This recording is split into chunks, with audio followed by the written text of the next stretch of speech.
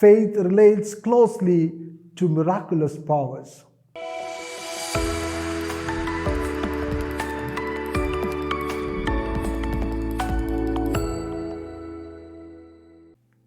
My dear brothers and sisters, the Gospel of Mark, which we are hearing these days in the liturgy, continues to present Jesus, the Son of God, as a miracle worker who establishes the kingdom of God. Faith and repentance become an appropriate response for us to be a part of that kingdom. In today's Gospel, we see Jesus healing a paralytic by forgiving his sins. We can perceive two important aspects in this passage: the faith of the friends who carried the paralytic and the invitation of Jesus to the sick person to repentance by forgiving his sins.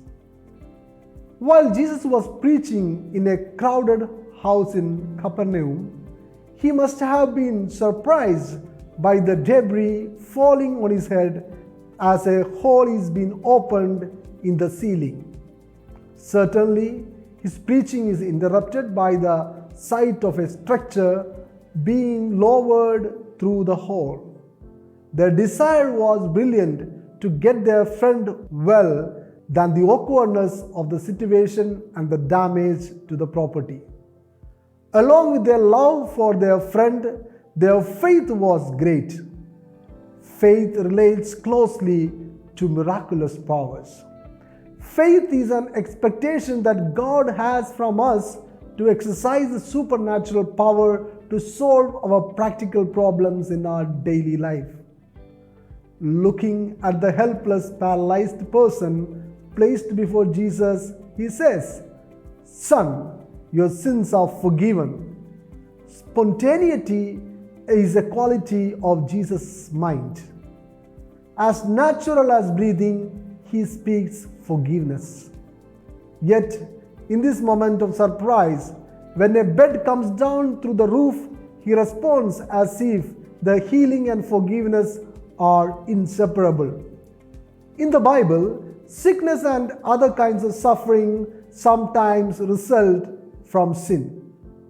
Forgiveness and healing are sometimes treated as interchangeable. We should have no difficulty believing that in a particular instance, Jesus recognized that sin was the cause of illness, or believing that all of Jesus' healing were symbols of forgiveness.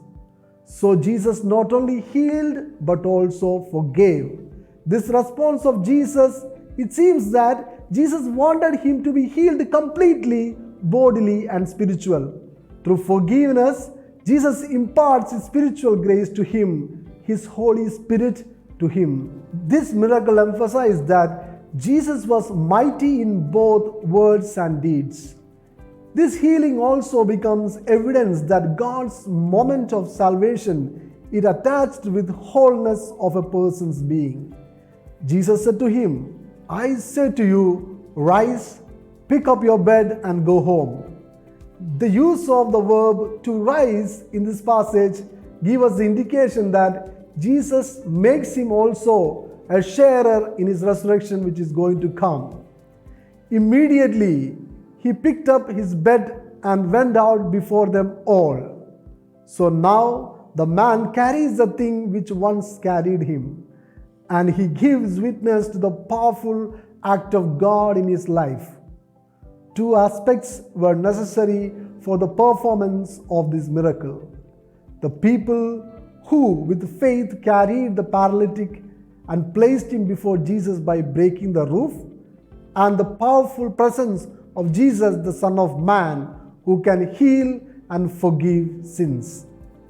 Let us acknowledge the secret yet powerful presence of Messiah Jesus in our lives and turn to him with great faith and be healed and raised up.